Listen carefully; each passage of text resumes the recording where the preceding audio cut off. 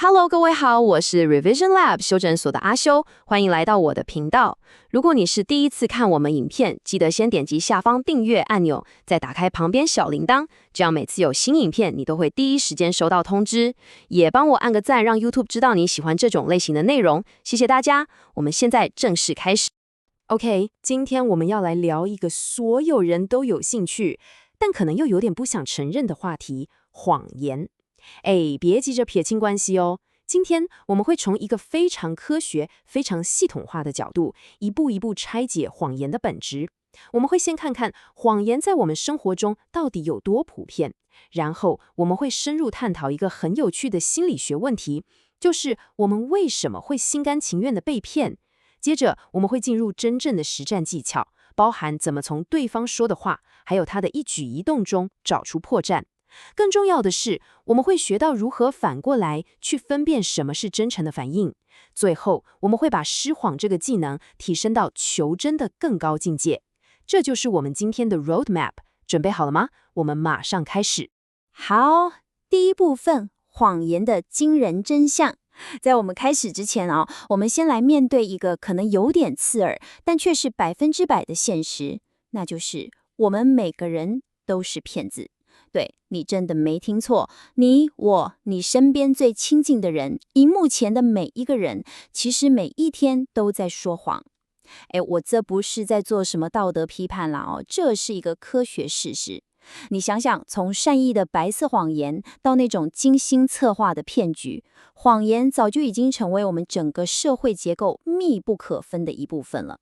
接下来，我们就用一些数据来看看这个现象到底有多普遍。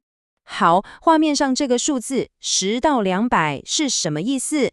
根据研究，这代表你在一天之内可能接触到谎言的次数。没错，从最保守的10次到多达200次。当然啦，这里面很多是所谓的白色谎言，比方说你朋友换了个新发型，你觉得超怪，但你还是会说，不错看耶。或者你跟客户说你的提案很棒，我们内部再讨论一下，但你其实心里想的是，天哪，这什么东西？即便如此，这个数字本身就够吓人了，对吧？它告诉我们，谎言根本不是偶尔发生的例外，而是我们日常沟通的常态，就像背景噪音一样无所不在。如果你觉得刚刚那个数字太广泛，我们来看一个更精准也更惊人的研究。这个研究显示，2个陌生人第一次见面，在最初的10分钟内，平均会说谎3次。你想想看，这有多夸张？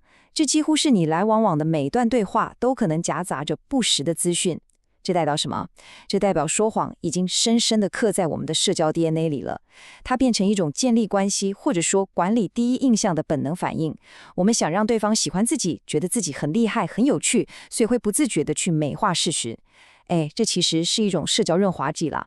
所以要了解谎言，第一步就是要先接受它的普遍性，它真的无所不在。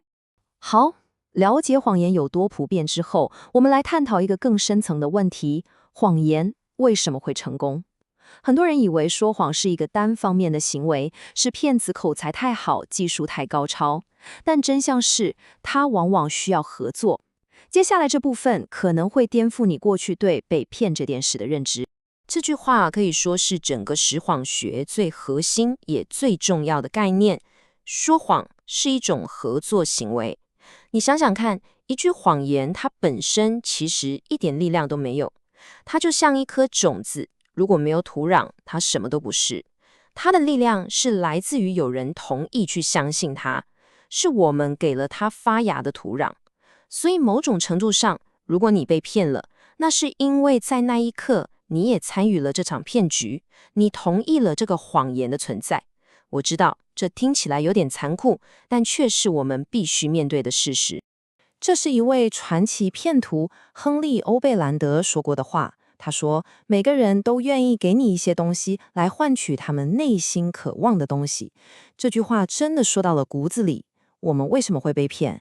因为骗子并没有凭空创造我们的欲望，他们只是非常精准地利用了我们内心本来就有的渴望。他们知道我们想要钱，想要爱，想要成功，想要被认同，然后他们承诺给我们那个东西，即使那是假的。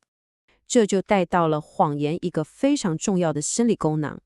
谎言其实是在填补我们内心的一道鸿沟。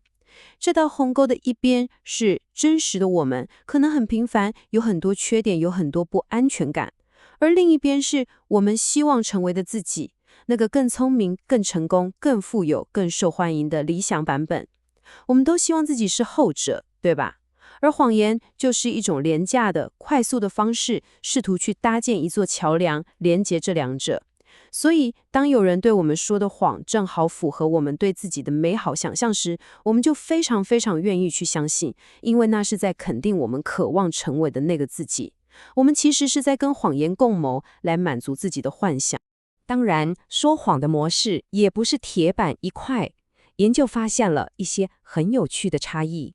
你看哦，例如统计上来看，男性说谎时吹嘘自己的比例是谈论他人的8倍之多，他们更倾向于夸大自己的成就和能力，而女性说谎则更倾向是为了保护他人的感受，避免冲突，就是我们说的白色谎言。另外，性格也有影响，外向的人因为社交活动更多，需要处理的场面也更复杂，所以说谎的频率也比内向的人高。这些数据告诉我们，说谎是一个非常复杂而且充满细微差别的人类行为，不是简单的非黑即白。好了，前面的心理学铺陈够了，重点来了，我们要进入真正的实战技巧。第一步就是从对方说的话里面找出破绽。语言是骗子最常使用的工具，但俗话说言多必失，它也最容易留下痕迹。我们来看一个教科书等级的案例，就是美国前总统柯林顿在绯闻案中的这句名言。他当时对着全国人民用非常郑重的语气说：“我没有和那个女人路文斯基小姐发生性关系。”这句话后来被证实是天大的谎言，而它本身就完美展现了好几种欺骗性的语言模式，我们就用它来当做教材。我们来拆解一下。首先，第一种警讯叫做非收缩的否认。你看，他说的是 I did not， 而不是口语中更常用的 I didn't。为什么？因为当人们过度强调自己的清白时，会不自觉地使用更正式、更完整的词汇，听起来好像更郑重其事。这是一种心理上的武装，反而显得此地无银300两。第二，疏远性语言。他称对方为 that woman， 那个女人。他为什么不直接叫名字？因为他潜意识里想要语言和当事人拉开心理距离，好像在说那个人跟我没关系，借此来降低自己的罪恶感。第三种叫做限定性语言，虽然柯林顿没用，但你一定听过，像是老实跟你说，坦白说，我发誓。你想想看，一个真正诚实的人需要先打这种预防针吗？根本不用嘛。最后第4点，提供过多的细节。骗子为了让故事听起来更真实，常常会加入一堆不相干的细节，比如他那天穿什么衣服，天气怎么样，结果反而显得更假。因为正常人回忆事件不会记得这么多无关的细节，听起来就像是事先备好的剧本。这4点就是语言上的重要警讯。说完了语言，接下来这点超级重要，身体语言。心理学大师弗罗德说过，没有凡人能保守秘密。如果他的嘴唇沉默，他的指尖会喋喋不休。身体是藏不住秘密的。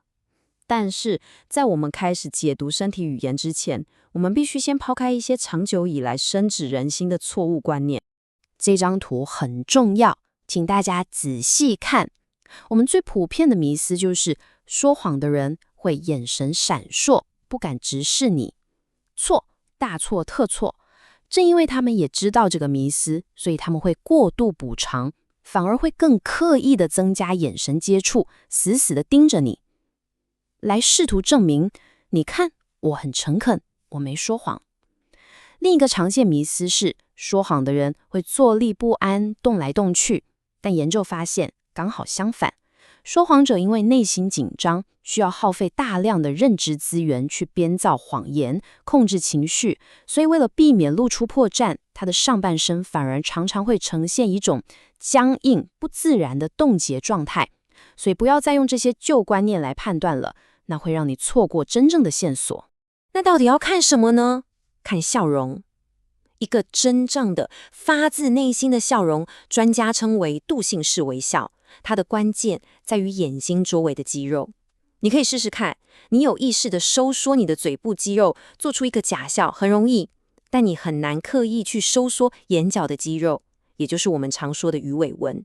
所以，一个真诚的笑容是会牵动到眼睛周围，让眼睛看起来也像在笑，会眯起来。下次看到一个只有嘴在笑，眼睛却毫无动静、冷冰冰的人，你就要小心咯。在所有表情中，有一个表情你一定要学会辨认，因为它非常非常关键，那就是轻蔑。它的特征是只有一边的嘴角会向后上方挑起，是一种不对称的表情。它代表的是一种道德上的优越感，潜台词是我比你优越，你根本不值得我认真对待。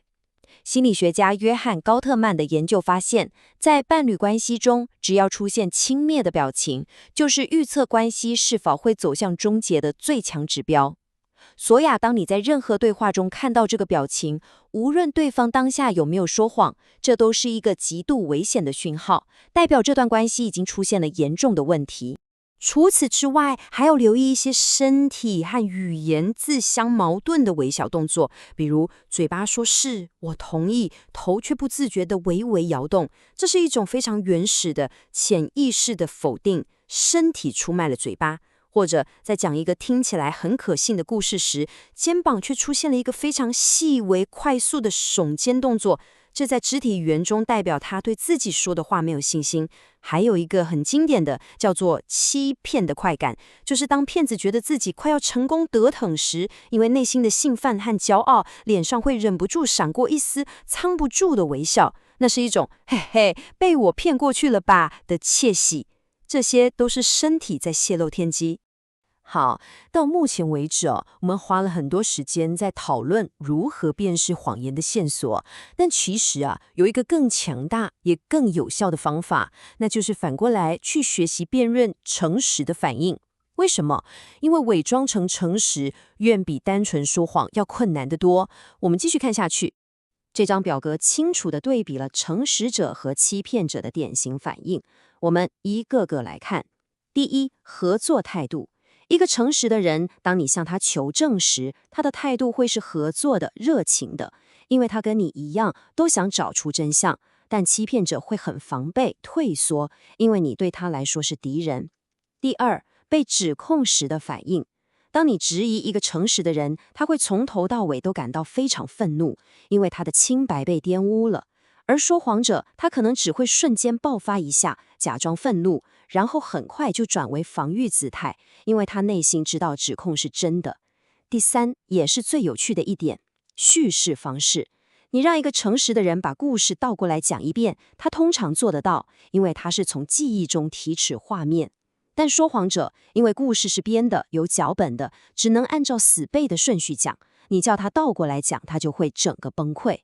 最后，当你问他犯人该如何处置，诚实的人因为站在正义的一方，会建议严惩；而说谎者因为他自己也是个罪犯，会有同理心，反而会建议从宽处理。接下来我们来看一个非常震撼的真实案例，这能让我们最直观地感受到真实与谎言的差别。左边这位母亲叫戴安·唐斯，她亲手枪击了自己的3个孩子，其中一个夭折，却对外谎称是陌生人做的。你看她的表情，她在媒体面前描述孩子中枪流血的恐怖场景时，语气却异常冷静，甚至在某些瞬间，脸上还闪过一丝我们前面提到的欺骗的快感。她的言辞和情绪是完全脱节的。而右边这位母亲艾琳·鲁尼恩，她的女儿被绑架杀害，这是她在法庭上面对凶手的画面。你看她的表情，那里没有任何一丝虚假，那是纯粹的撕心裂肺的痛苦和愤怒。这就是真实和谎言之间一道无法跨越的鸿沟。真实的情感是伪装不出来。讲到这里，我们学了很多释谎的技巧，从语言到肢体，再到情绪。但我想在最后强调，学习这些的目的不是为了变成一个抓谎达人，到处去指责别人是骗子。我们的终极目标应该是从释谎走向求真，这两者有着本质上的不同。我们前面提到的所有线索，像是假眼频率的改变、脚尖不自觉地朝向出口，在你们之间放置杯子之类的障碍物，或者突然压低声调等等，请记住，这些都只是红色警讯，它们本身不是证据。单独来看，它们可能什么都代表不了，可能只是对方刚好紧张或不舒服。真正重要的是，当你看到这些警讯成群结队的出现时，形成一个模式，这才是一个值得你注意的信号。但这个信号不是叫你去大喊你说谎，而是提醒你该停下脚步，保持好奇，问更多更深入的问题。这才是释谎的真正精神。我们的目标不是玩那种抓到咯 gotcha 的游戏，不是为了享受把别人钉在墙上的快感，而是把我们内心先入为主的判断换成一种开放的好奇心。当你发现异状时，用更有技巧、更有尊严的方式去沟通，去理解对方为什么需要说谎，去引导对方说出真相，这才是一个成熟的沟通者该做的事。在我们这个资讯爆炸、真假难辨的后真相时代，这个问题变得很重要。我们该如何不只成为一个释谎者，而是成为一个更优秀的求真者？这不只是技巧，更是一种选择。我们选择去建立一个更诚实的环境，一个真相会被强化，而谎言会被边缘化的世界。好，总结一下今天的重点。第一，谎言是普遍存在的合作行为，它的力量来自于我们的相信和渴望。第二，我们可以透过分析语言的4种模式和肢体的真实反应来辨识谎言，但要小心常见的迷思。第三，学习辨认诚实的反应比单纯抓谎更重要，因为真实的情感很难伪装。最后也是最重要的一点，释谎的目标不是抓包，而是带着好奇心和尊严去追求真相。今天的内容就到这边，如果你觉得这集有帮助，记得马上点赞加订阅加开启小铃铛，我们正在冲订阅，需要你的支持。我是阿修，我们下次见，拜拜。